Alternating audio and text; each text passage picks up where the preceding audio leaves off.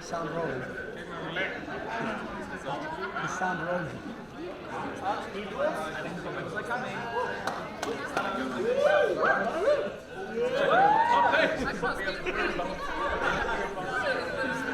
There's a railing.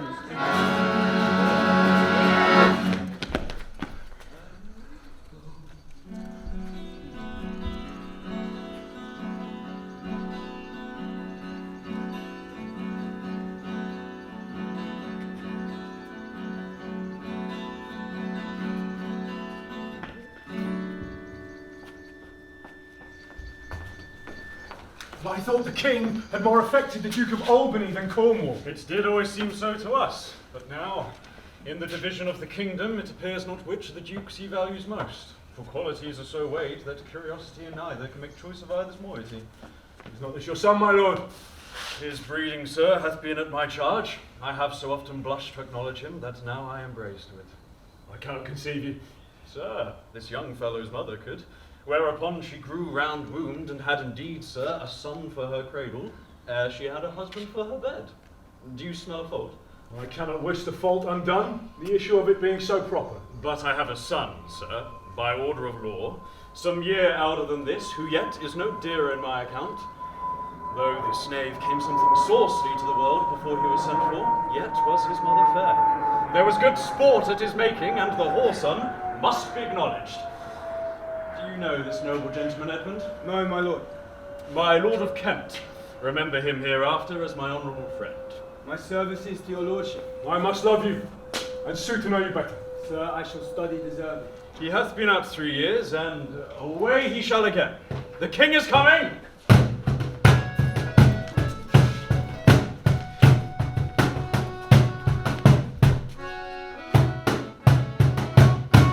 Attend the lords of France and Burgundy, Gloucester. I shall, my lord. Know that we have divided in 3 our kingdom, and 'tis our fast intent to shake all cares and business from our age. Which of you shall say doth love us most, that we our largest bounty may extend where nature doth with merit challenge? GONERIL, our eldest born, speak first. Sir, I do love you more than worlds can wield the matter. Dearer than eyesight, space, and liberty. Beyond what can be valued, rich or rare. No less than life, with grace, health, beauty, honour. As much as a child e'er loved or father found. A love that makes breath poor and speech unable. Beyond all manner of so much, I love you.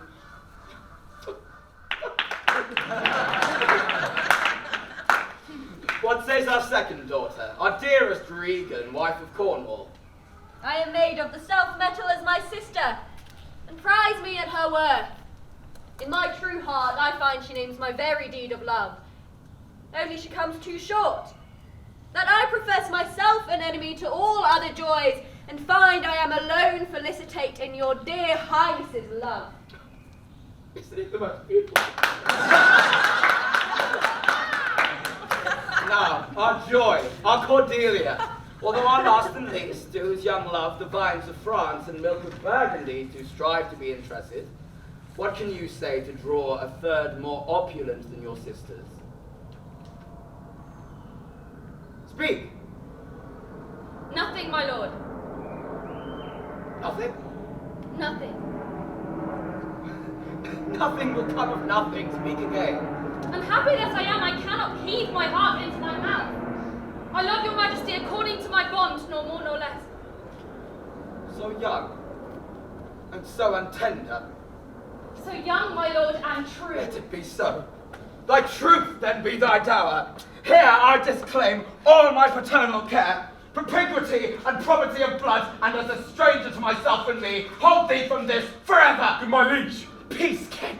Cannot between the dragon and his wrath. Royal Lear, whom I've ever honoured as my king, loved as my father, as my master followed, as my great patron thought on in my prayers. The bow is bent and drawn, make from the shaft. Let it fall rather, though the fork invade the region of my heart. Be Kent unmannerly when Lear is mad? What wouldst thou do, old man?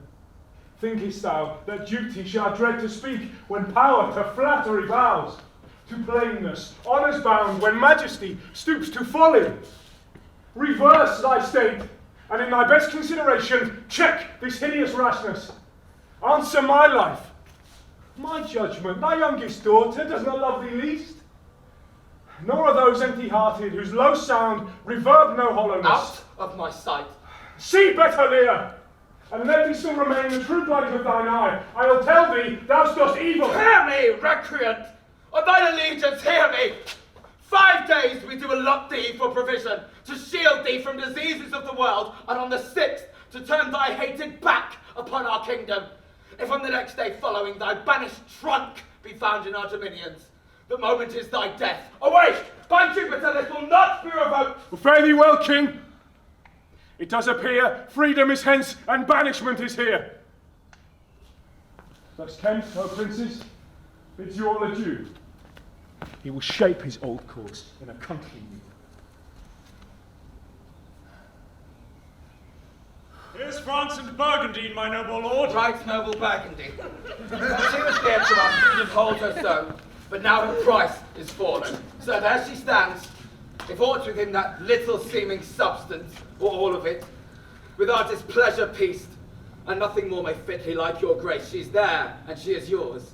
Ready you, with those infirmities she owes, unfriended, new adopted with our hate, dowered with our curse, and strangered with our oath, take her or leave her. Pardon me, royal sir. Election makes on apple such conditions. Then leave her, sir.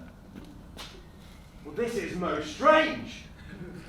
That she that was even your best object, the argument of your praise, balm of your age, most best, the dearest, should in this trice of time commit a thing so monstrous to dismantle so many folds of favour.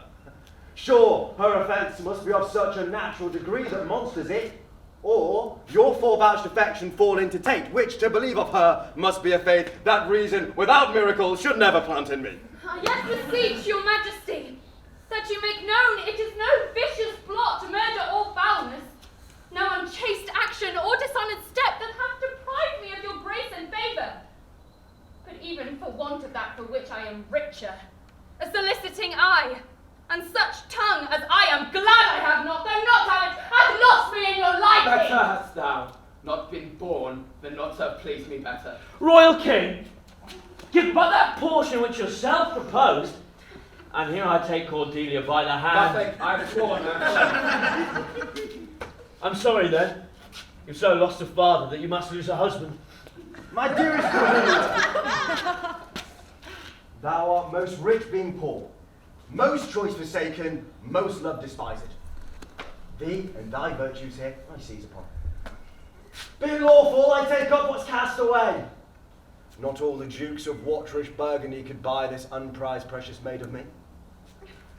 Bid them farewell, Cordelia. Though unkind, thou losest here a better way to find. Thou hast it, France. Let it be so, for we have no such daughter, nor shall ever see that face of hers again. Therefore be gone, without our grace, our love, our benison. Time shall unfold what plighted cunning hides. Who covers faults, at last with shame derides. Well may ye prosper. Come, my fair Cordelia.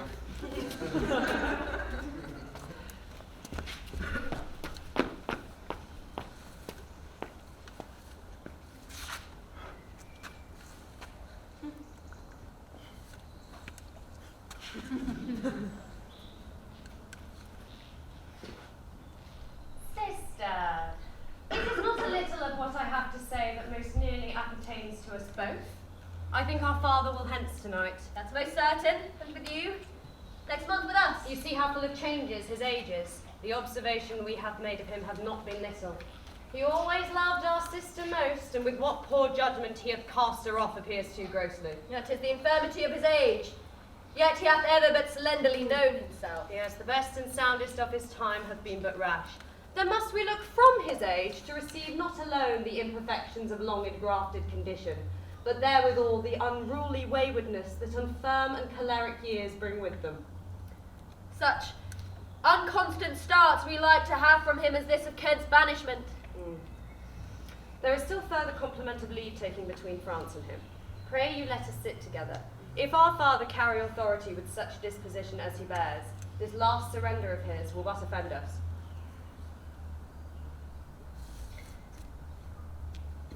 We shall further think of it.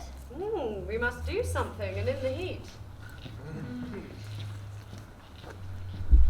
Thou nature art my goddess. To the law my services are bound. Wherefore should I stand in the plague of custom and permit the curiosity of nations to deprive me?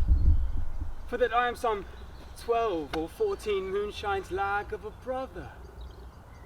What bastard? Wherefore base? In my dimensions are as well compact, my mind as generous, and my shape as true as honest madam's issue. Why brand they us with base? With baseness, bastardy, base who, in the lusty stealth of nature, take more fierce composition and quality than doth, within a dull, stale, tired bed, go to the creating a whole tribe of fops got between asleep and wake.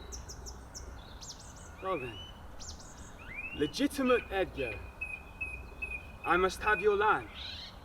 Our father's love is to the bastard Edmund as to the legitimate.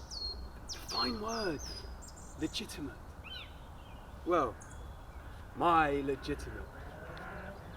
If this letter speak, and my invention thrive, Edmund the base shall top thee, legitimate. I grow, I prosper. Now, gods, stand up for bastards. Kent banished us, and France in color parted, and the king gone tonight prescribed his power confined to exhibition. All this done upon the gang. Edmund, how now? What news? So please, your lordship, none. What paper were you reading? Nothing, my lord. No. What needed then the terrible dispatch of it into your pocket? The quality of nothing hath not such need to hide itself. Let's see, come, if it be nothing, I shall not need spectacles. I beseech you, sir, pardon me, it is a letter from my brother that I have not all o'erread, but for so much as I have perused, I find it not fit for your o'erlooking. Give me the letter, sir. I shall offend either to disdain or give it. The contents, in part, as I understand them, are to blame. Let's see. I hope for my brother's justification he wrote this but as an essay or taste of my virtue. This policy and reverence of age makes the world bitter to the best of our times, keeps our fortunes from us till our oldness cannot relish them. I begin to find an idle and fond bondage in the oppression of aged tyranny, which sways not as it hath power, but as it is suffered. Come to me that of this I shall speak more. If our father should sleep till I waked him, you should enjoy half his revenue forever and live the beloved of your brother Edgar. Conspiracy. Sleep till I waked him, you should enjoy half his revenue. My son Edgar. Had he a hand to write this, a brain and heart to breed it in? When came this to you? Who brought it? It was not brought me, my lord. There is the cunning of it. I found it thrown in at the casement of my closet. You know the character to be your brother's. If the matter were good, my lord, I durst swear it was his. But in respect of that, I would fain think it were not. It is his. It is his hand, my lord, but I hope his heart is not in the contents. Has he never before sounded you in this business? Never, my lord. But I have heard him oft maintain it to be fit that sons at perfect age and fathers declined, the father should be as ward to the son, and the son manage his revenue. Oh, villain. His very opinion in the letter. Abhorred villain. A natural, detested, brutish villain. Worse than brutish. Go, sir, seek him. I'll apprehend him. Abominable villain, where is he? I do not well know, my lord. I dare pawn down my life for him, that he hath writ this but to fill my affection to your honour, and to no other pretence of danger. Think you so? I will seek him, sir. Presently. Convey the business as I shall find means and acquaint you with all. These late eclipses in the sun and moon portend no good to us. Find out this villain Edmund. It shall lose thee nothing. Do it carefully. And the noble and true-hearted Kent banished. His offence honesty.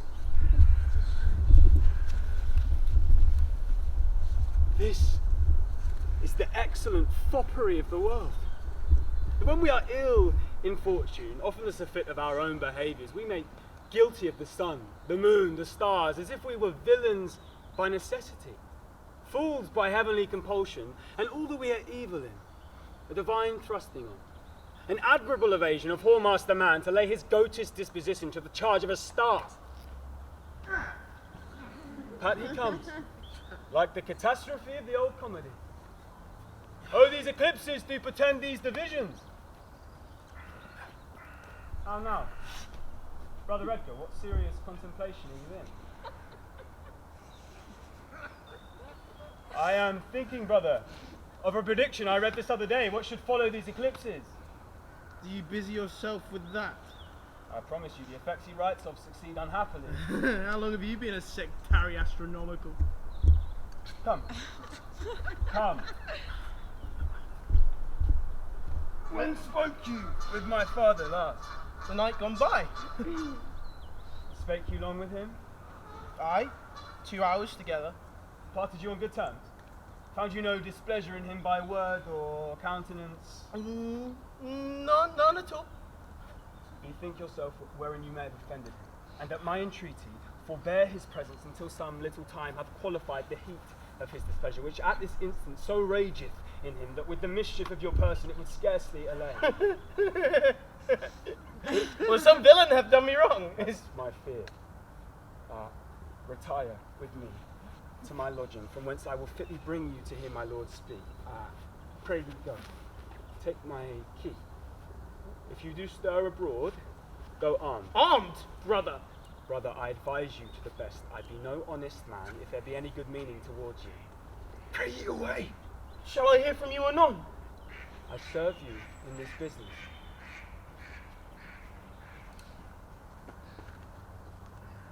A credulous father, and a brother noble, whose nature is so far from doing harms that he suspects none, on whose foolish honesty my practice is right, easy. I see the business. Let me, if not by birth, have lands by wit, all with me's meet that I can fashion fit. The king is but mad northwest. When the wind is southerly, he knows not a hole from a handle.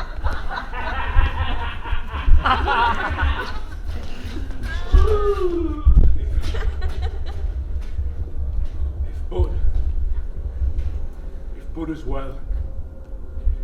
as well, I other accents borrow. If Bud as well I other accents borrow, then can my speech diffuse my good intent, may carry through itself to that full issue for which I raise my lightness. Now, banished Kent, if thou can serve where thou didst stand condemned, so may it come thy master, who I love, shall find me full of labours.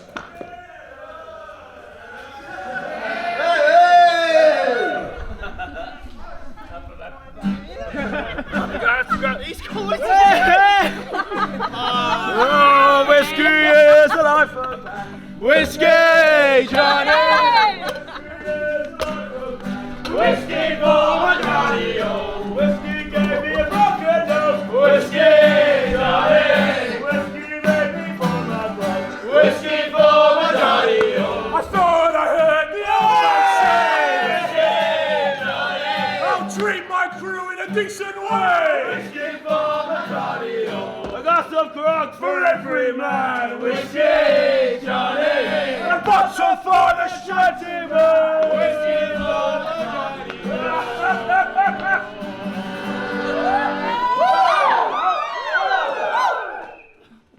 A man, sir, Caius by name. Well, follow me. Thou shalt serve me. If I like thee no worse after dinner, I'll not part with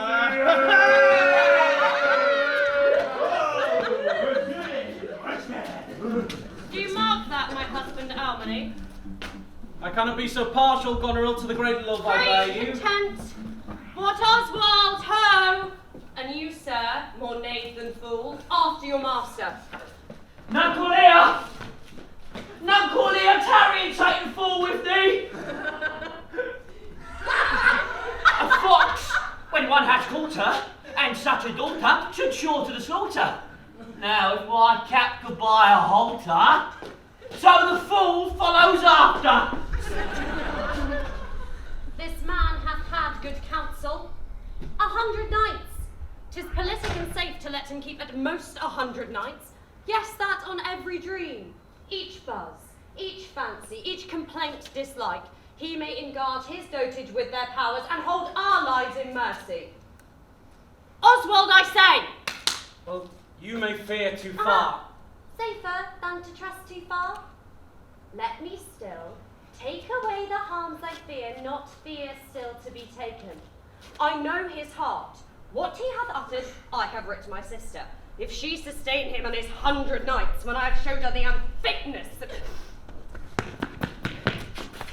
Here, madam! How now, Oswald? What, have you writ that letter to my sister? Aye, madam! Take some company and away to horse, and form her full of my particular fear, and hereto add such reasons of your own as may compact it more. Get you gone, and hasten your return.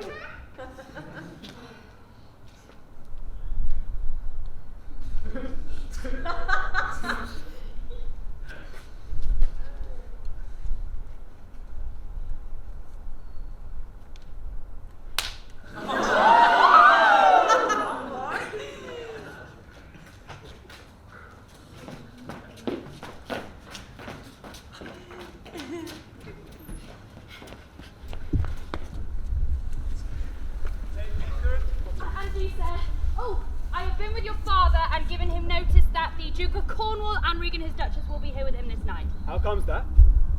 Nay, I know not. You have heard of the news abroad? Not I, pray you, what are they?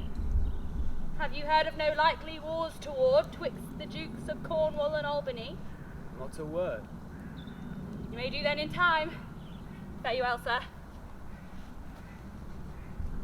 The Duke be here tonight. The better, best. This weaves itself perforce into my business. Brother, a word. Descend, brother, descend. My father watches. Oh, sir, fly this place. Intelligence is given where you are hid. You have now the good advantage of the night. Have you not spoken against the Duke of Cornwall?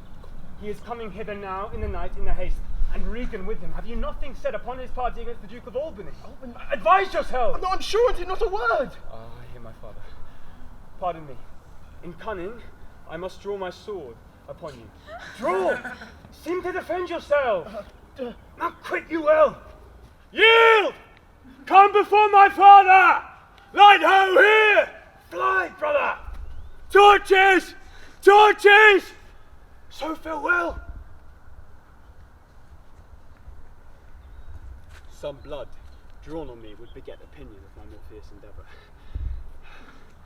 I have seen drunkards do more than this in sport.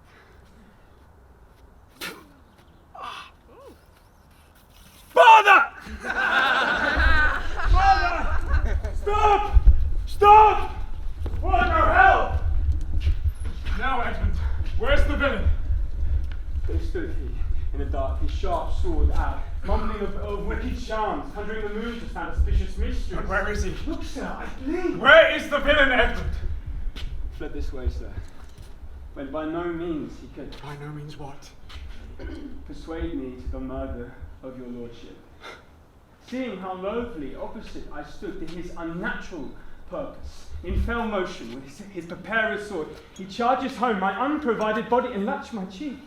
But when he saw my best alarum spirits, bold in the quarrel's right, roused to the encounter, or whether ghastly by the noise I made full, suddenly he fled. Let him fly far. Not in this land shall he remain uncaught, and found. Dispatch, that he which finds him shall deserve our thanks, bringing the murderous coward to the stake, he that conceals him, death. Oh, strange and fastened villain, would he deny his letter, said he? Hark, the Duke's arrival. I know not where he comes. All ports I'll bar, the villain shall not escape. And of my land, loyal and natural boy, I shall find the means to make thee seek it. How now, my noble friend? Since I came hither, which I can call but now, I have heard strangeness. If it be true, all vengeance comes too short, which can pursue the offender. How dost, my lord? Oh, madam, my old heart is cracked. It's cracked. What? Did my father's godson seek your life? He whom my father named your Edgar? Oh, lady, shame would have it hid. Was he not companion with the riotous knights that tended upon my father? I know not, madam. 'Tis too bad, too bad. Yes, madam, he was of that consort. No marvel then, though he were ill-affected. I have this present evening from my sister been well informed of them, and with such cautions that if they come to sojourn in my house, I'll not be there. Nor I, assure thee, Regan. Edmund, I hear you have done your father a childlike office. It was my duty, sir. He did bewray his practice and received this hurt, you see, striving to apprehend him. Is he pursued? Aye, my good lord. If he be taken, he shall never more be feared of doing harm. Make your own purpose how in my power you please. As for you, Edmund, whose virtue and obedience doth so much commend itself, you shall be ours. Natures of such deep trust shall we much need. You we first seize on. I will serve you, sir, truly, however else. For him I thank your grace. Know you not why we came to visit you? Occasions, noble Gloucester, some prize, wherein we must have use of your advice. Our father he hath writ, so hath our sister, of differences, which I least thought it fit to answer from our home. The several messengers from hence attend dispatch. Our good old friend, lay comforts to your bosom and bestow your needful counsel to our businesses, which craves the instant use. I serve you, madam. Your graces are right welcome.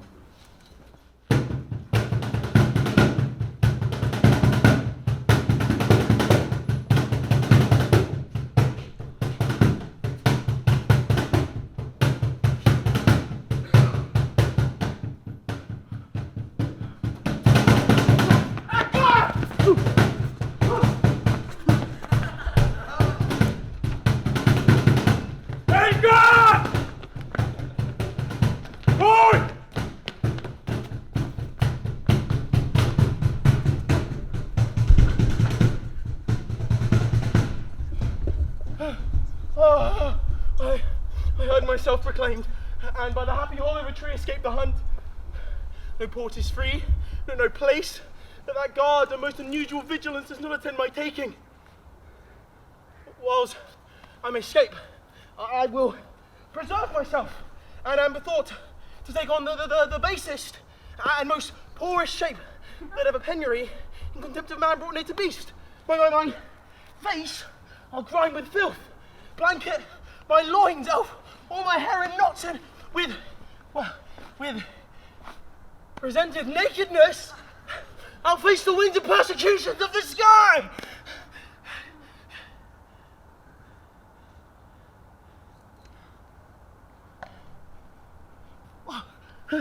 The country gives me proof and precedent of Bedlam beggars who, with roaring voices, strike in their numb and mortified bare arms pins, wooden spricks, nails, sprigs of rosemary, and with this horrible object from low farms, poor pelting villages, sheepcotes and mills, sometimes with lunatic bands, sometimes with prayers, enforce their charity. Poor Curley, God! Poor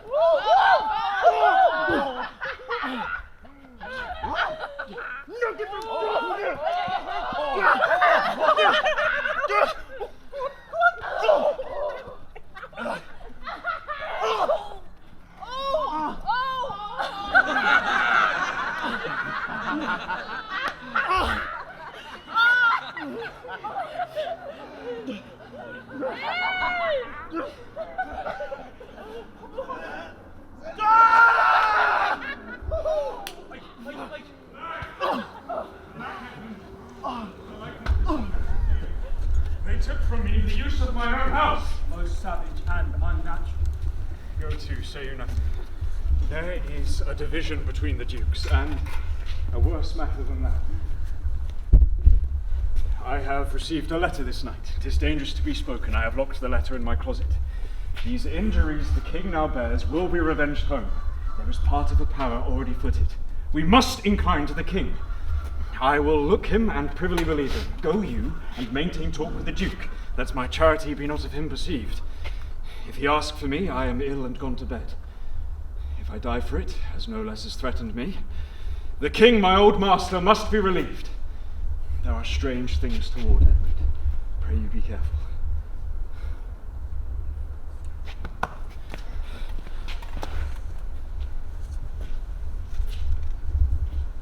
This courtesy forbid thee shall the Duke instantly know, and of that letter too.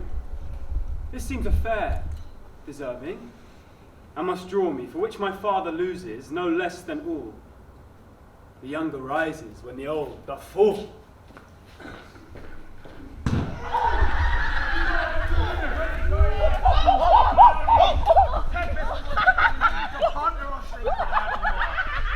But I'll go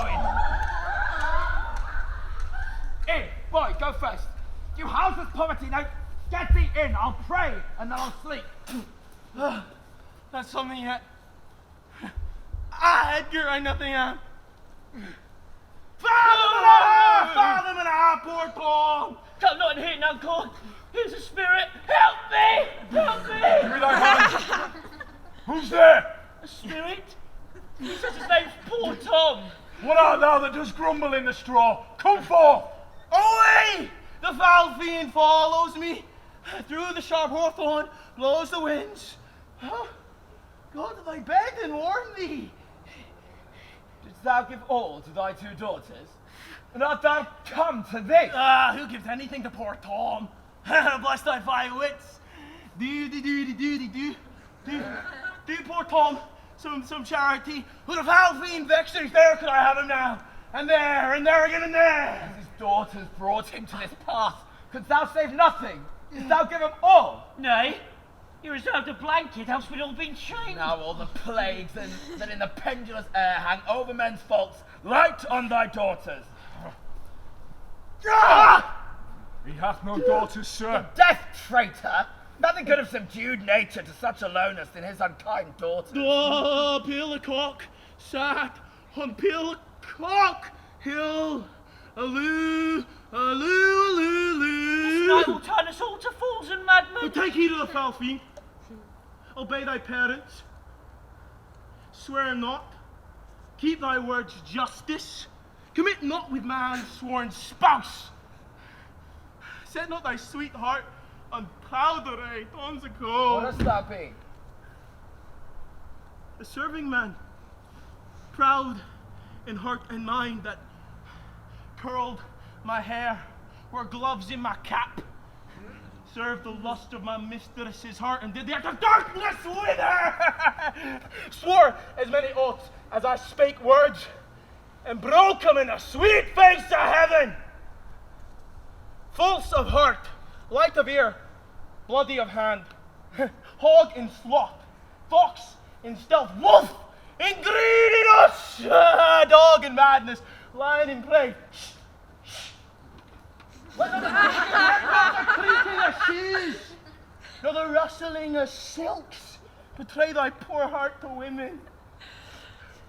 Keep thy foot out of brothels, thy hand out of plackets, thy pen from lenders' books, and defy the foul fiend. Still through the hawthorn blows the cold wind, says, some, no.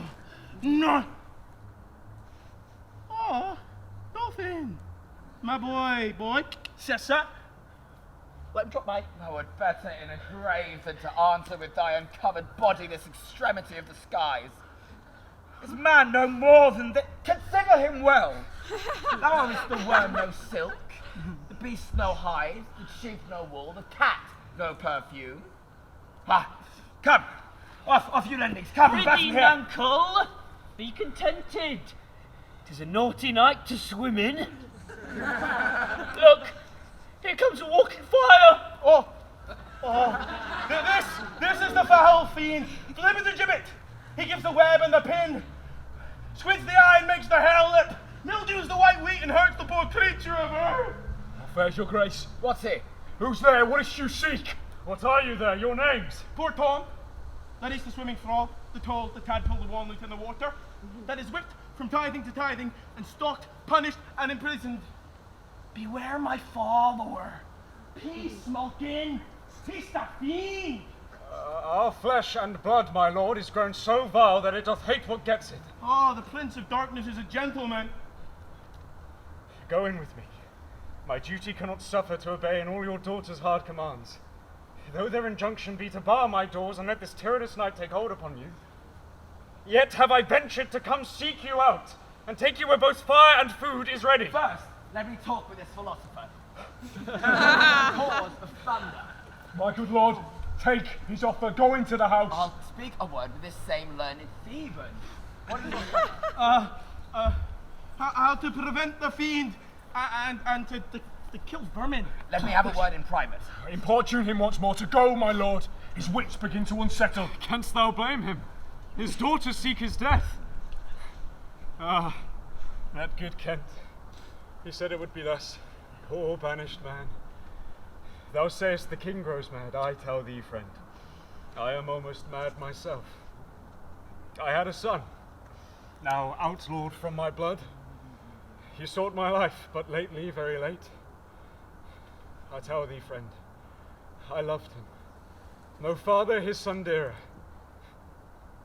Truth to tell me, the grief hath crazed my wits. What a night's this, I do beseech your grace. Oh, cry your mercy, sir. Noble philosopher, your company. Tom's a call.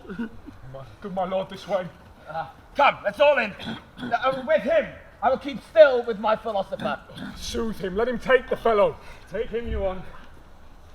Well, come, good Athenian. Sirrah, come along with us. No words, hush. Child Roland into the dark tower came. His word was still 5, 4, and fun. I smell the blood of a British. I will have my revenge ere I depart his house. How, my lord, I may be censured that nature thus gives way to loyalty, something fears me to think of. I now perceive it was not altogether your brother's evil disposition made him seek his death, but a provoking merit, set a word by reprovable badness in himself. How malicious is my fortune that I must repent to be just. This is the letter which he spoke of, which approves him an intelligent party to the advantages of France. Oh heavens, that this treason were not I the detector. Go with me to the Duchess. If the matter of this paper be certain, you have mighty business at hand. True or false, it hath made thee Earl of Gloucester. Go seek thy father, that he may be ready for our apprehension. I will persevere in my cause of loyalty, that the conflict be sore between him and my blood.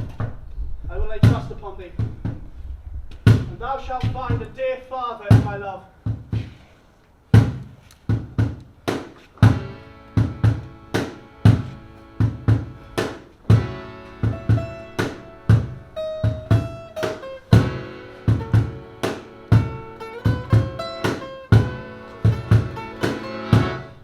Here is better than the open air.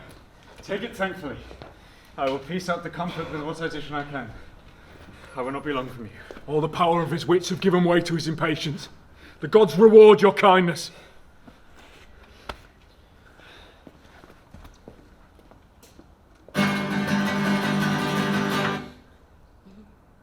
Well, it's all for me grog, me jolly, jolly grog. It's all for my beer and tobacco, for I spent all my gin on my money to keep here. Far across the Western Ocean I must wander. Well, it's all for me boots, with nothing boots. They've all gone for beer and tobacco, for the songs they are worn out and the toes are kicked about. And the going out for better weather. Well, it's all for me grog, me jolly, jolly grog. It's all for my beer and tobacco, for I spent all my a king of some lassies drinking gin. Far across the western ocean I must wander.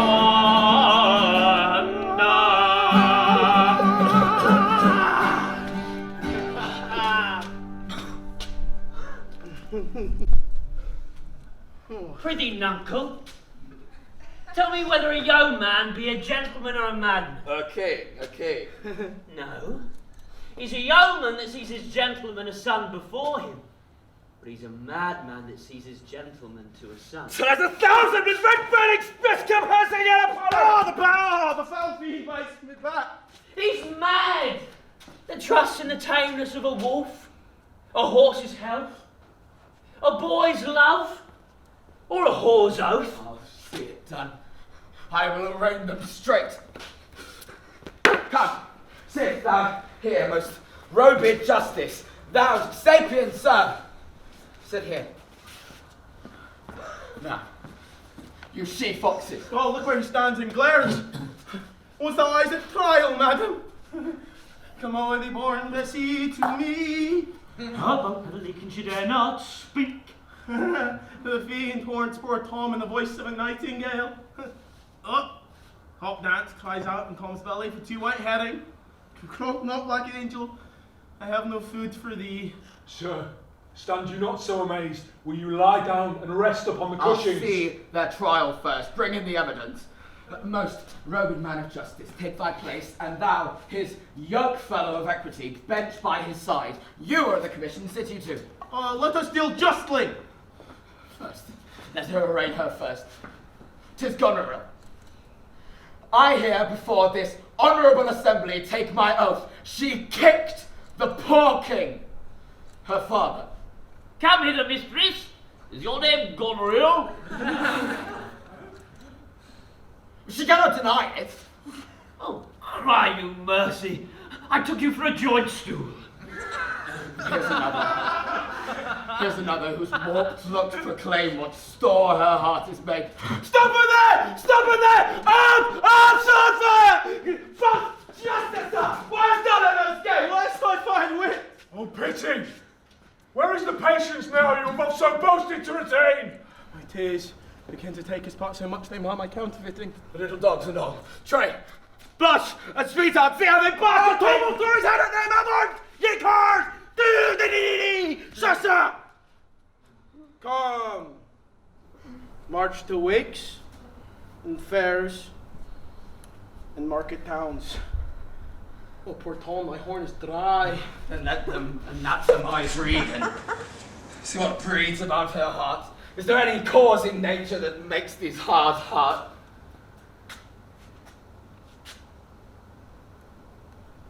You, sir, I entertain you for one of my 100. Although I do not like the fashion of your garments.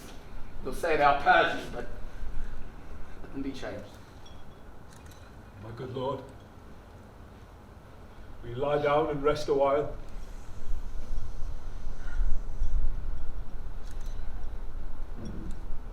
Make no noise.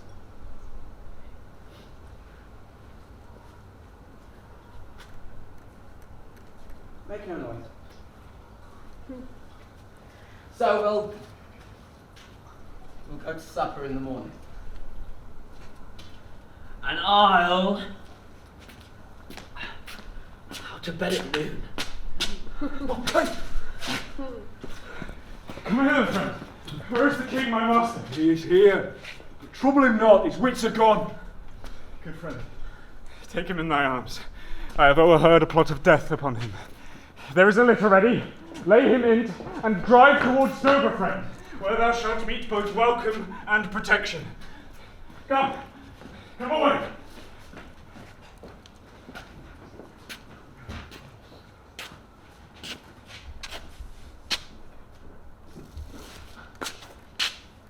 I'll be seeing you,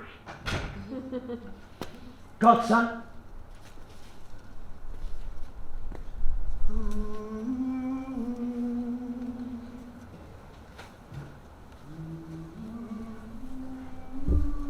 When we are better see, bearing our woes, we scarcely think our miseries our foes.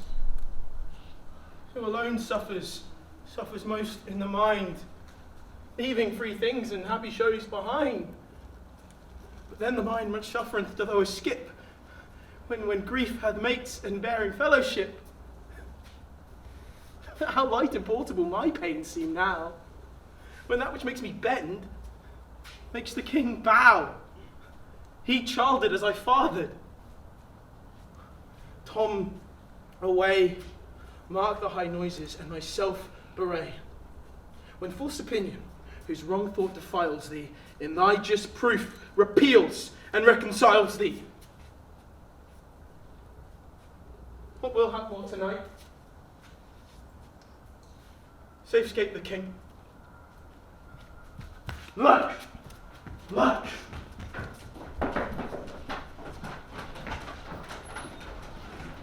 Henceforth to my lord, your husband.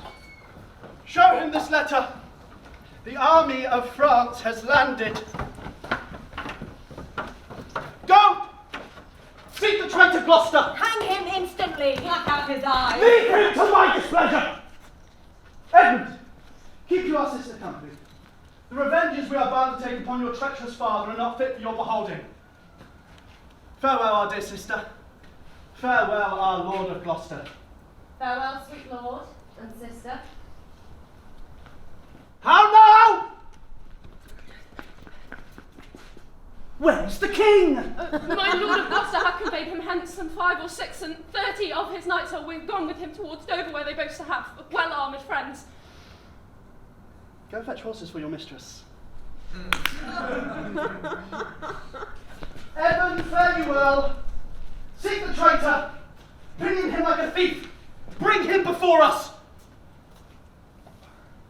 Although we may not act upon his life without the form of justice, yet our power will do curtsy to our wrath, which men may blame, but not control.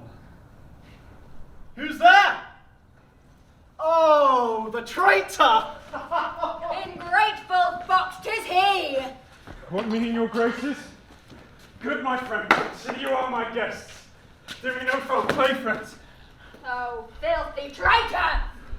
Unmerciful lady as you are, I am none. Come, sir! What letters have you laid from France? Be simple answered, for we know the truth. And what confederacy have you with the traitors like footed in the kingdom? To whose hands have you sent the lunatic king? Speak! I have a letter guessingly set down, which came from one that's of a neutral heart, not from one opposed. Oh, coming! And false. Where hast thou sent the king? To Dover! Wherefore to Dover? Because I would not see your cruel nails pluck out his poor old eyes. See it thou shalt never! Upon thine eye, I'll set thy foot! Oh, one side will mock another, the other two. If you see vengeance, Hold your hand, my lord! How now, you dog? I have served you ever since I was a child, and better service have I never done you than now to bid you hold. If you did wear a beard upon your chin, I'd shake it upon this quarrel. my villain.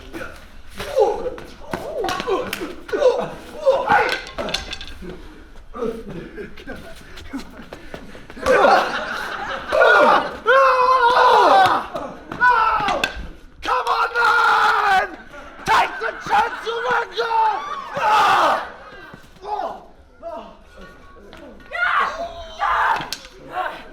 Oh, my lord! I am slain! You have but one eye left yet to seek some vengeance on him! Lest it see it! Prevent it! Out, vile jelly! Where is thy Lucinda?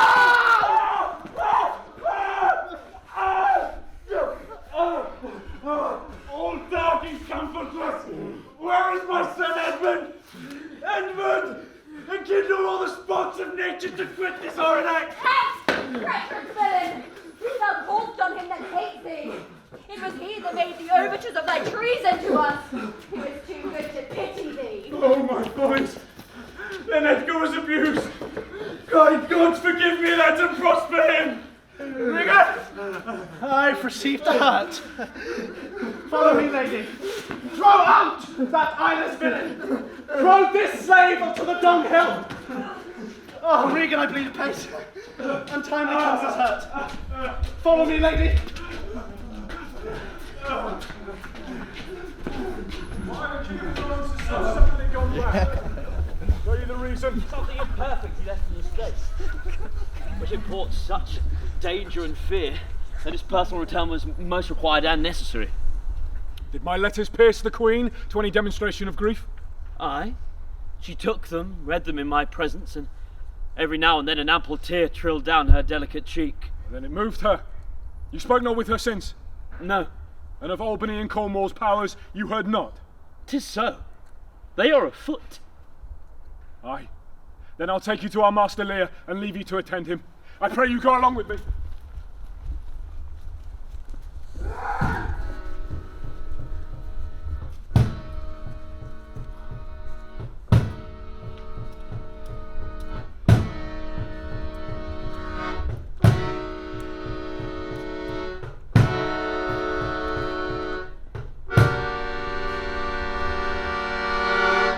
Welcome, my lord. I marvel our mild husband not met us on the way. Now, where's your master? Madam, within, but never man so changed. I told him of the army that was landed. He smiled at it. I told him you were coming. His answer was the worse. Then you shall go no further. It is the cowish terror of his spirit that dares not undertake. He'll not feel wrongs which tie him to an answer. Our wishes on the way may prove effect. Back, Edmund, back to my brother. Hasten his musters and conduct his powers. I must change names at home and give the distaff into my husband's hands. This trusty servant shall pass between us. Long you like to hear, if you should venture on your own behalf, a mistress's command. Decline your head. This kiss, if it does speak, would stretch thy spirits up into the air.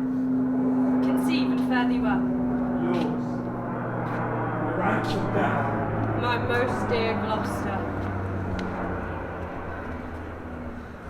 Oh, the difference in man and man. To thee a woman's services are due. My fool usurps my body. Madam, here comes my lord.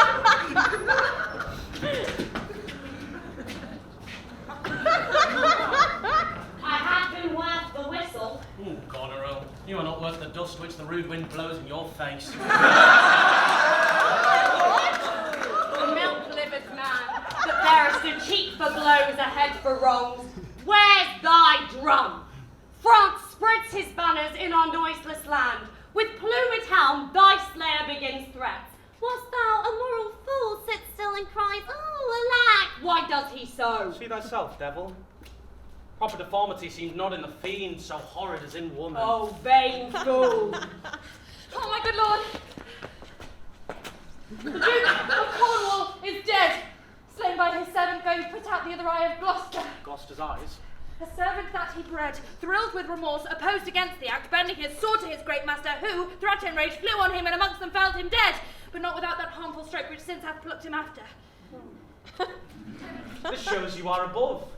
You justices that these are never crimes so speedily convenge. Poor Gloucester, lost he his other eye. Both, my lord.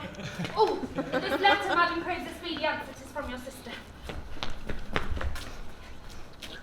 One way I like this well, that being widow and my Gloucester with her, may all the building in my fancy pluck upon my hateful life another way.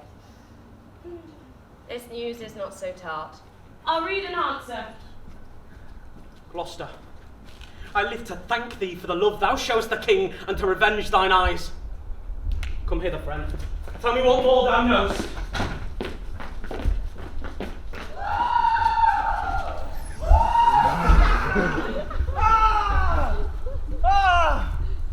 Yet better thus, and know to be contemned, than still contemned and flattered. To be worst, the lowest and most dejected thing of fortune, stands still in esperance, lives not in fear. The lamentable change is from the best. The worst returns to laughter. Welcome then, thou unsubstantial air that I embrace. The wretch that thou hast blown unto the worst owes nothing to thy blast. But who comes here? My father poorly led. Oh, my good lord, I have been your tenant and your father's tenant these 80 years. Away! Get thee away! Good friend, be gone. Thy comforts can do me no good at all. Thee they may hurt. You cannot see your way. I have no way, and therefore want no eyes. How now? Who's there? Gods, who is can say I am at the worst? I am worse than ever I was. Tis poor mad Tom. And then worse I may be yet. The worst is not so long as we can say this is the worst. Fellow! Where goest? Is this a beggar man? Aye, madman and beggar too. He has some reason, else he could not beg. I the last night's storm I such a fellow saw, which made me think a man a worm. My son came then into my mind, and yet my mind was then scarce friends with him. I have heard more since. As flies to wanton boys are we to the gods, if they kill us for their sport. How should this be? Bad is the trade that must play fool to sorrow, angering itself and others. Bless thee, master! Is that the naked fellow? Aye, my good lord. Get thee away. If for my sake thou wert overtake us hence, a mile or twain either way toward Dover, do it for ancient love, and bring some covering for this naked soul who I'll entreat to lead me. Alack, sir, he is mad. 'Tis the time's plague when madmen lead the blind. Do as I bid thee, or rather do thy pleasure. Above the rest be gone. I'll get him the best apparel that I have, come what may.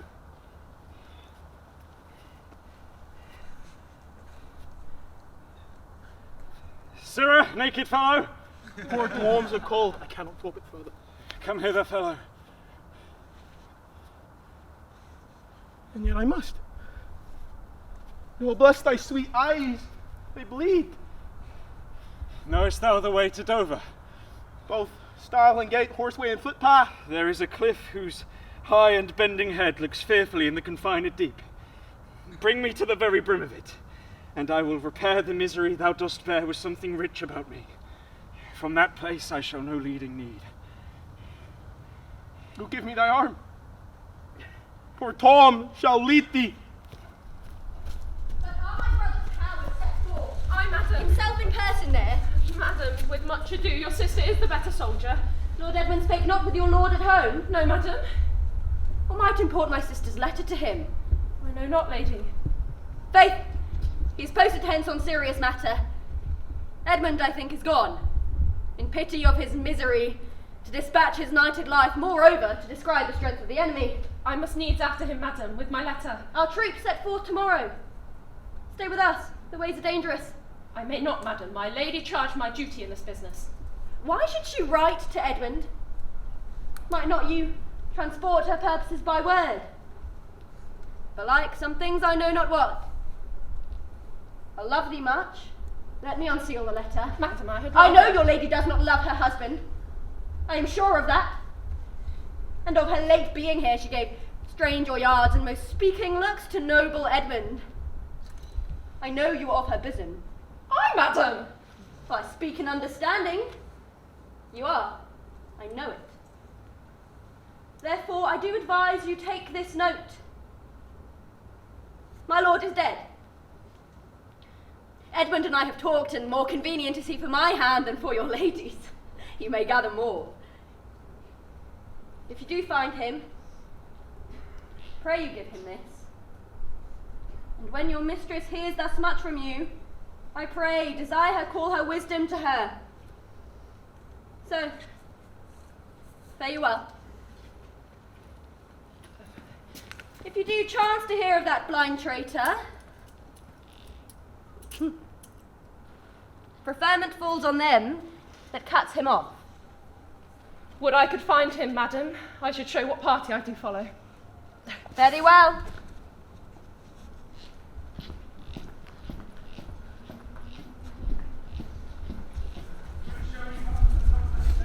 Oh, we do climb up it now. Oh, look how we labour. Methinks the ground is even. Oh no, horrible steep. Hark! Do you hear the sea? No, truly. Oh, I think your other sense is growing perfect by your eyes' anguish. So may it be indeed. Methinks thy speech is altered, and thou speakst in better phrase and matter than thou didst. Thou art much deceived. I am nothing in my chains but in my garments. Oh, methinks you better spoke. Come on, sir, here's the place. Stand still. Oh, how fearful and dizzy 'tis to cast one eye so low. The fishermen that walk upon the beach appear like mice. I'll look no more unless my brain turn and the deficient sight topple down headlong. Set me where you stand. Give me your hand. What? Oh! You're now within a foot of the extreme verge. For all beneath the moon, would I not leap upright? Let go my hand. Bid me farewell and let me hear thee going. Fare thee well, master. With all my heart. Why I do trifle thus with his despair is done to cure it. O ye mighty gods, this world I do renounce, and in your sights shake patiently my great affliction off. If I could bear it longer, I would not fall to quarrel with your great apostles' wills. My snuff and loathed parts of nature should burn itself out. If Edgar live, oh bless him. Now, fare thee well. Oh!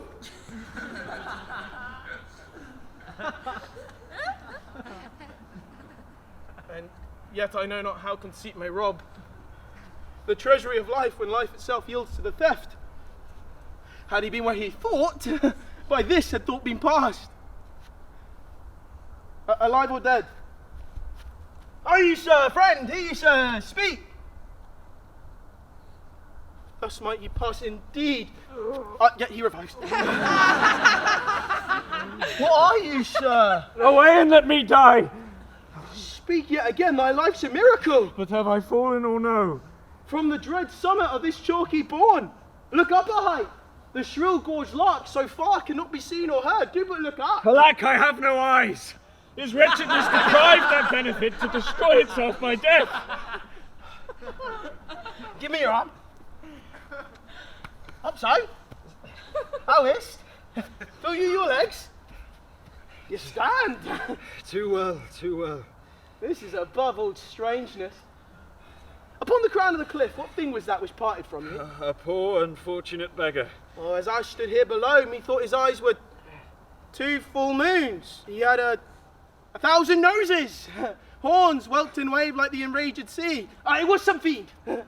Therefore, thou happy master, think that the clearest gods that makes them honours of men's impossibilities have preserved thee. I do remember now. Henceforth I'll bear affliction till it do cry out itself, enough, enough, and die. That thing you speak of, I took it for a man. Oft would say the fiend, the fiend. He led me to that place. Bear free and patient thoughts. No, they cannot touch me for crying. I am the king himself. Look, a mouse. Piece of toasted cheese will do. Oh, there's my gauntlet. Bring up the brown bells! Well flown bird, in the cloud, in the cloud. Give the word. Sweet marjoram. Pass. I know that voice. Huh? Well, they flattered me like a dog and told me I had white hairs in my beard, the black ones were still there. The trick of that voice I do remember well. It's not the king. Ah, every inch a king. When I do stare, see how the subject quakes. I pardon that man's life. What was thy charge? Adultery? I shall not die. Die for adultery? No. And the wren goes to it, and the small gilded fly does lecture in my sight. Let copulation thrive, for Gloucester's bastard son was kinder to his father than my daughters got between the lawful sheets. Down from the waist, they are centaurs, though women all above, But to the girdle do the gods inherit. Beneath is all the fiends. There's hell, there's darkness, there's the sulphurous pit, burning, scalding, stench, consumption, fire! Oh, give me an ounce of civet. Good apothecary, sweeten my imagination. There's money for thee. Oh, let me kiss that hand. Oh, let me wipe it first. It smells of mortality. Oh, ruined piece of nature, this great world should so wear itself out to naught. Dost thou know me? I know thine eyes well enough. Dost thou squinny at me? No, do thy worst. Blind Cupid! I'm not love. Read thou this challenge. Mark but the penning of it. Were all the letters sons I could not see. Read! What, with the case of eyes? Oh, what are you not there with me? No eyes in your pockets, nor no money in your purse. Your eyes are in a heavy case, your purse in a light, yet you see the ways of the world. I see it feelingly. What art mad? A man may see how this world goes without eyes. Look with thine ears. See how yon simple justice does rail upon yon simple thief. Thou hast seen a farmer's dog bark at a beggar. Aye, sir. And the creature run from the cur. Thou might see the great image of authority. A dog's obeyed in office. Now, take that of me, my friend, who have the power to seal the accuser's lips. Now get thee glass eyes, and like a scurvy politician, seem to see the things thou dost not. No. Pull off my boots. Harder, sir! If thou wilt weep my fortunes, take my eyes. I know thee well enough. Thy name is Gloucester. Oh, I'll preach to thee. Hark. When we are born, we cry that we are brought to this great stage of fool. This is a good felt. A delicate strategy to troop a whole troop of horse with felt. I'll prove it upon it. And when I've stolen upon these sons-in-law, then kill! He is my hand upon him! Sir, your most dear daughter! Your rescue was a prisoner. Oh, I am even the natural fool of fortune. Oh, use me well, you shall have ransom. Let me have surgeons, I'm cut to the brains. You shall have anything. No seconds, what? Or myself? Why, this would make a man of salt, to use his eyes for garden water pots. I will die bravely like a bridegroom. What? I will be jovial. Come, I'm a king. Know you that? You're a royal one, and we obey you. Then this license. Come, and you get it. You shall get it with running! The most pitiful sight in the meanest wretch. Past speaking of a king, thou hast one daughter who drives nature from the general curse which twain brought her to. Hail, gentle sir. Sir, speed you, what's your will? Do you hear aught, sir, of a battle toward? A sound most sure and vulgar. Everyone hears it which can distinguish sound. But by your favour, how near's the other army? Near, and on speedy foot. The main descry stands on the hourly thought, and though the queen is here, her armies are moved on. I thank you, sir. Oh, ye mighty gods, take my breath from me. Not my worst spirit to tempt me to die before you, please. Well, pray you, master. Now, good sir, what are you? A man, sir, may tame to fortune's blows, who by the art of knowing and feeling sorrows and pregnant to give pity. Give me a hand, I'll lead you to some biding. Hearty thanks. The bounty and the venison of heaven to boot and boot. Proclaim! this head of thine was first framed flesh to raise my fortunes. Thou old and happy traitor, briefly thyself remember, the sword is out that must destroy thee! Now let thy friendly hand put strength enough to it! Wherefore, bold peasant, darest thou support a published traitor? Hence less like the infection of thy fortune take like hold on thee, let go my arm! I'll not let go so without further occasion. Slave, let go or thou diest!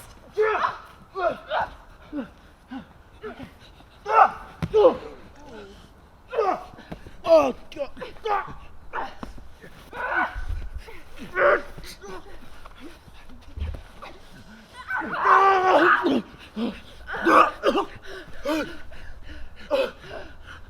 Slave!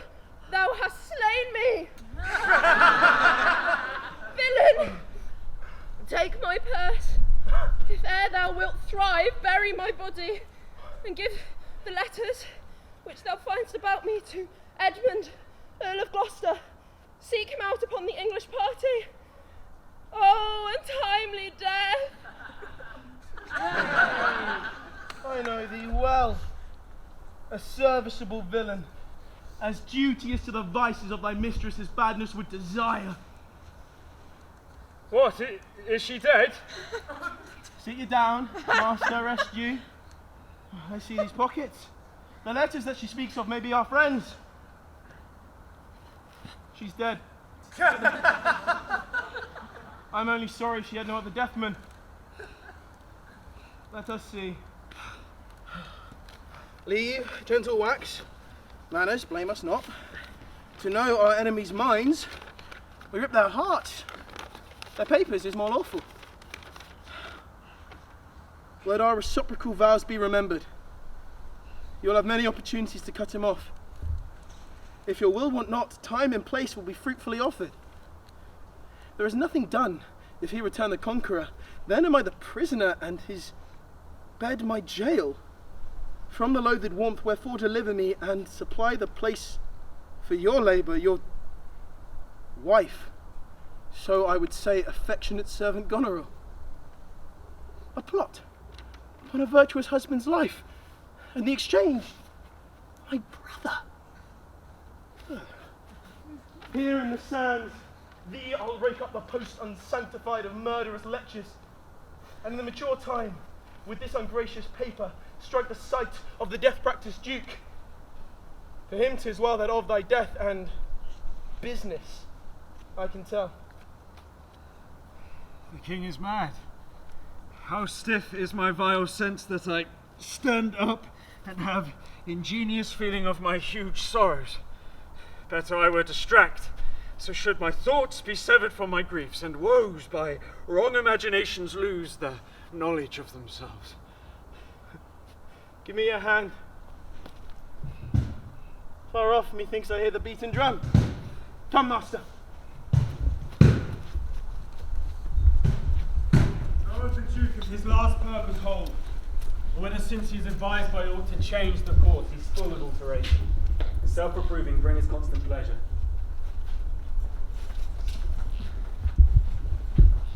Our sister's woman is certainly miscarried. 'Tis to be doubted, madam. Now, sweet lord, you know the goodness I intend upon you. Tell me but truly, but then speak the truth. Do you not love my sister? In honoured love. But have you never found my brother's way to the forfended place? That thought abuses I never me. shall endure her. Dear my lord, be not familiar with her. Fear not. She and the Duke, her husband. I should rather lose the battle than that sister loosen him and me. Oh, very loving sister. Well bemat. Sir, this I heard. The king is come to his daughter, with others whom the rigour of our state forced to cry out. I could not be honest, I never yet was valiant, but this business touches us as France invades our land, not bold the king. With others whom I fear most just and heavy causes make oppose. Sir, you speak nobly. Why is this reason? Combined together against the enemy. For these domestic and particular broils are not the question here. Let's then determine with the ancient of war on our proceeding. Sister, you'll go with us? No. 'Tis most convenient. Pray, go with us. I will go. Albany! If thou, your grace, had speak with man so poor, hear me one word. I will overtake you. Speak. Before you fight the battle, open this letter. Stay till I have read the letter. I was forbid it. Why, fare thee well. I will overlook thy paper. The enemy's in view. Draw up your powers. Your haste is now urged We on will you. greet the time.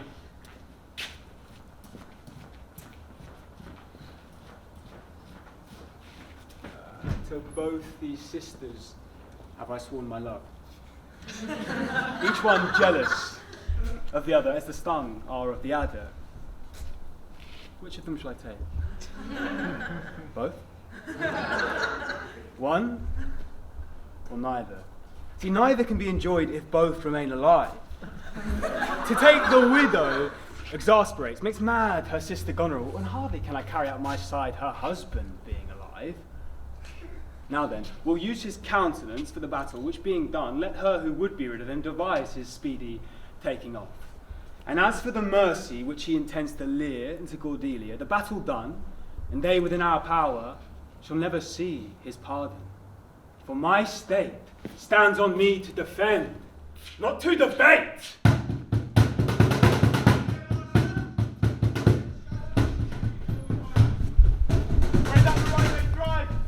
If ever I return to you again, I'll bring you comfort. Grace go with you, sir.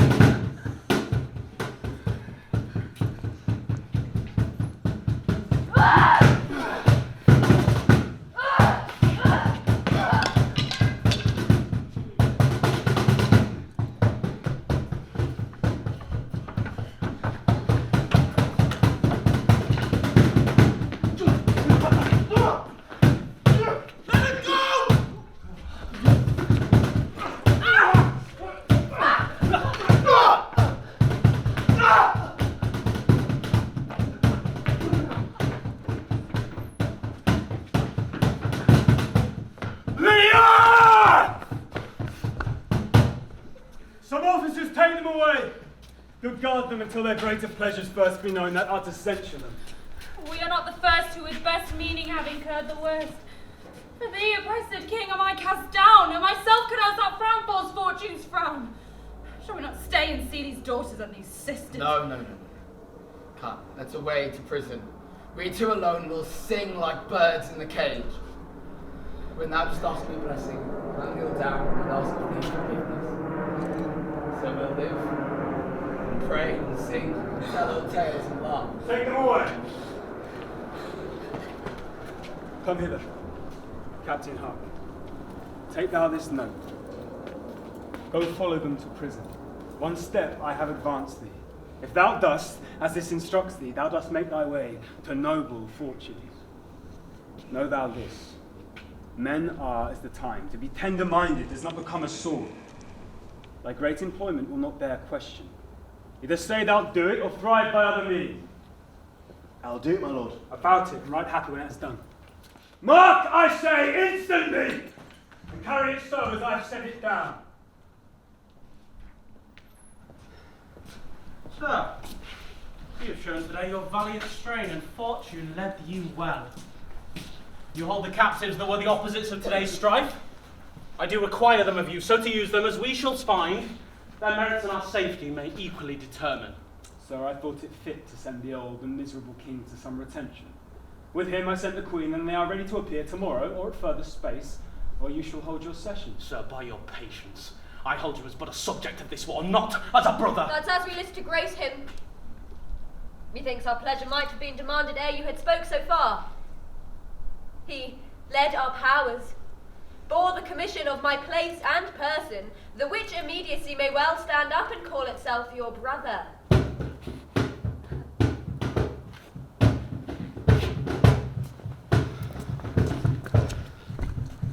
Not so hot. In his own grace he doth exalt himself more than in your edition. In my rights by me invested, he compares the best. That were the most of it if he should husband you. Just as oft do prove profit. Holla, holla, that I that told you looked so but a squint. Lady, I am not well, else I should answer from a full-flown stomach. Mean you to enjoy him? Sick! Oh, sick! Oh. If not, I'll ne'er trust medicine.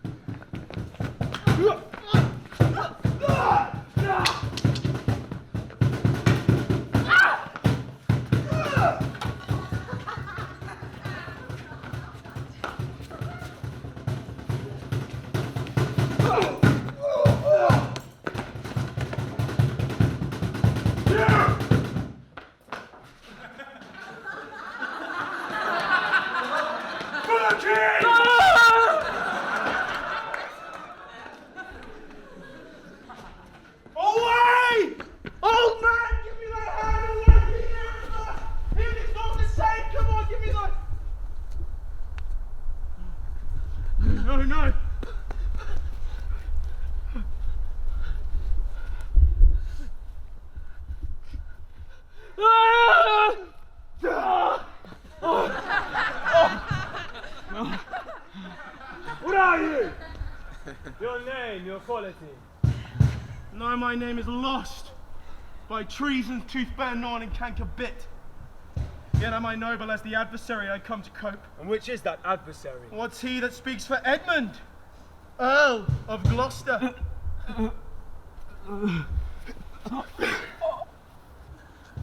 So, what sayest thou to him? Raise thy sword, that if my speech offend a noble heart, thy arm may do thee justice. Here is mine. Behold, it is my privilege, the privilege of mine oaths. I protest, thou art a traitor, false to thy gods, thy brother and thy father. In wisdom I should ask thy name. Back do I toss these treasons to thy head, and with a hell-hated lie overwhelm thy heart, for which they yet glance by and scarcely bruise. This sword of mine shall give them instant way, where they shall rest forever.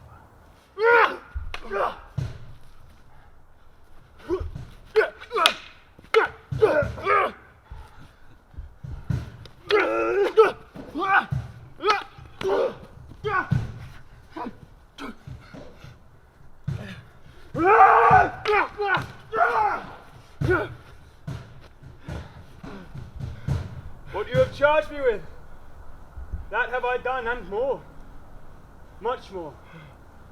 The time will bring it out. 'Tis past, and so am I. But what art thou that hast this fortune on me?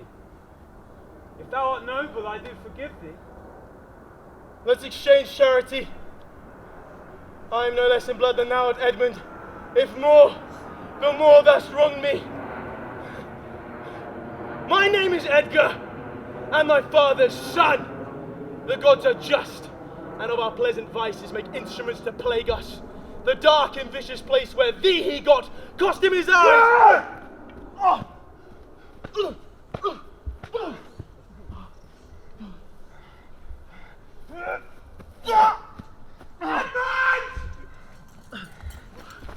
Thou worse than any name! Read thine own evil. Ah, knowest thou this paper? Ask me not what I know. I arrest thee on capital treason. No! No! Albany! Please!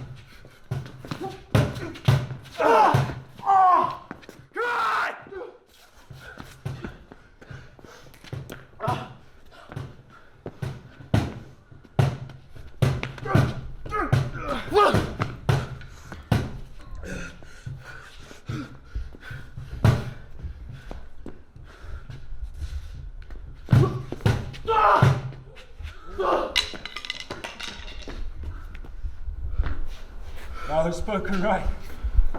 It is true. The wheel has come full circle. I am here. Methought thy very gait did prophesy a royal nobleness. Come, I must embrace thee. Let sorrow split my heart if ever I did hate thee or thy father. Worthy prince, I know it. Where have you hid yourself? How have you known of your father's miseries? By nursing them, my lord. List a brief tale, and when 'tis told, oh, that my heart would burst. The bloody proclamation to escape that followed me so near.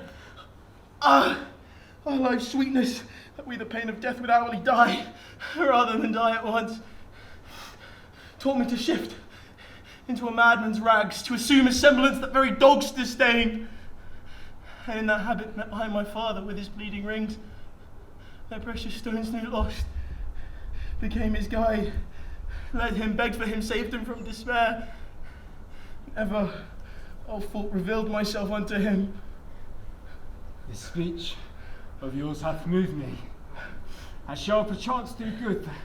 Speak you on, you look as you had something more to say. If there be more woeful, hold it in, for I am almost ready to dissolve hearing of this. Kent, sir, the banished Kent, who in disguise followed his enemy king, and did him service improper for a slave, told the most piteous tale of Lear and him that ever ear received, which in recounting his grief grew puissant, and the strings of life began to crack.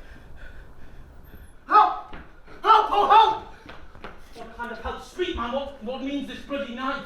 'Tis hot, sir, it smokes. It came even from the hut. Oh, she's dead. Who dead? Speak, man! Your lady, sir. Your lady. And her sister by her poisoned. She confesses it. Yet Edmund was beloved. The one the other poisoned for my sake, and after slew herself. I was contracted to them both, all three now, marry in an instant. This judgment of the heavens that makes us tremble touches us not with pity. Here comes Kent. Oh, is this he? I am come to bid my king and master REGAN knight. Was you not here? Great thing of us forgot. Speak, Edmund, where's the king and where's Cordelia? Thank for life, some good I mean to do despite of mine own nature. Quickly send to the castle, for my writ is on the life of Lear and on Cordelia. Nay, send in time. Run, oh, run, hasty for thy life! He hath commission from thy wife and me to hang Cordelia in the prison, and to lay the blame upon her own despair that she foredid herself.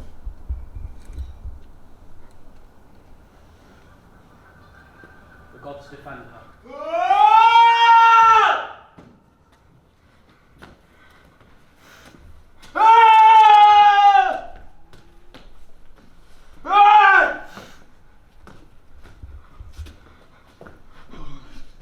You are men of stones, and are your eyes and ears. I've used them so that heaven's vault should crack.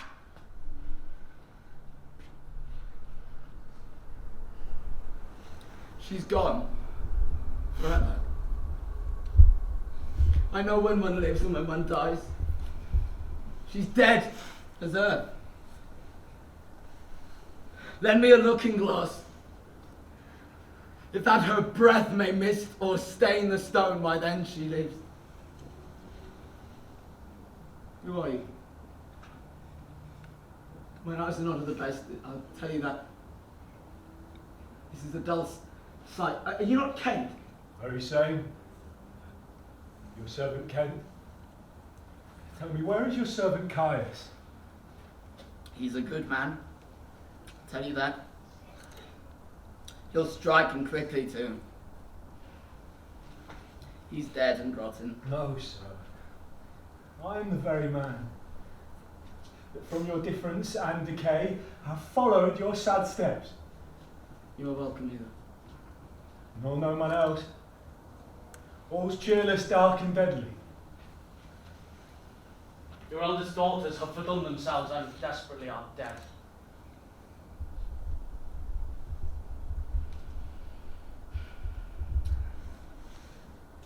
Aye, so I think.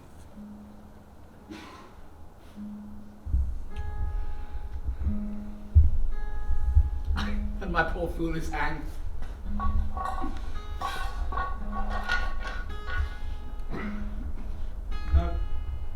No life. Why should a horse, a dog, a rat have life and now no breath at all? Shall come no more. Ever. Never, never, never, never, never. Pray, unbutton me here. Thank you, son.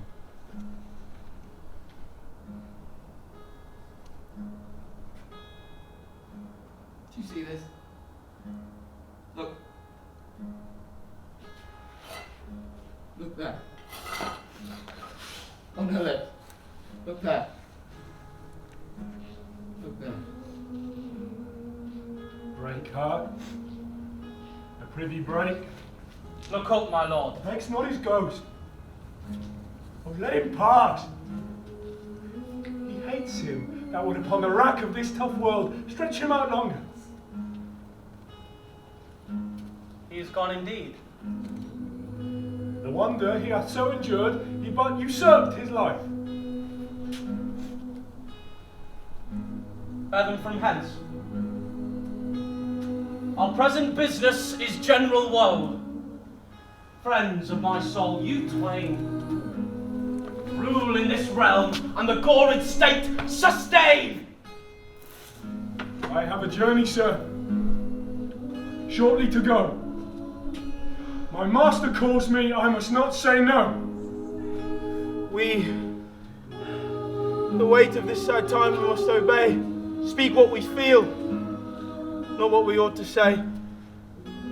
The oldest hath borne most. We that are young shall never see so much, nor live so long.